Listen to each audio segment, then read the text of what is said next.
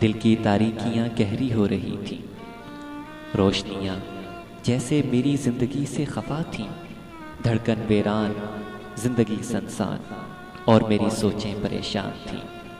سرمئی شام اور کالی گھٹائیں اس اندھیرے کو بھی میرے قریب لا رہی تھیں۔ لب دھیرے دھیرے تمہاری وہ پسندیدہ غزل گنگنا رہے تھے کہ تمہیں جب کبھی ملیں فرصتیں میرے دل سے بوجھ اتار دو، میں بہت دنوں سے اداس ہوں، مجھے کوئی شام ادھار دو۔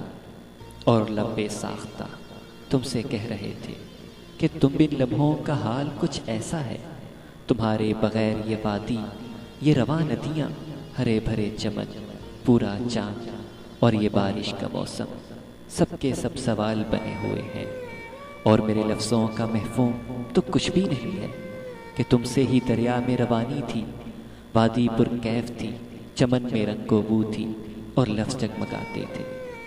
ہم دونوں نے تو بڑے خلوص سے اجالے مانگے تھے، نئے سویرے کی تمنا کی تھی، پھر کیوں یہ زندگی لمحہ لمحہ تاریکیوں میں بھٹک رہی ہے؟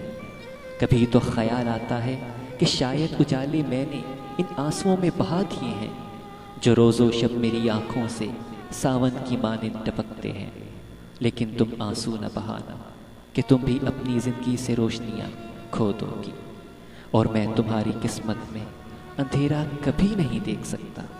جانا میں اب اجالوں کی چاہ نہیں کر سکتا کہ مجھے تاریکیوں میں جینے کی عادت سی ہو گئی ہے، میں اندھیروں سے محبت کرنے لگا ہوں، سناٹوں کو اپنی تقدیر سمجھنے لگا ہوں، اور دھڑکن اب اس دعا کے ساتھ دھڑکتی ہے کہ تمہارا حال تمہاری زندگی میں نئی خوشیاں بکھیر دے۔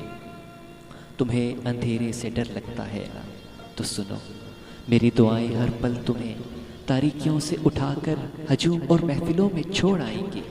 اب معلوم ہوا کہ زندگی کبھی بھی اس ترتیب سے نہیں چلتی جو ہمارے خیالوں میں پروان چڑھتی ہے۔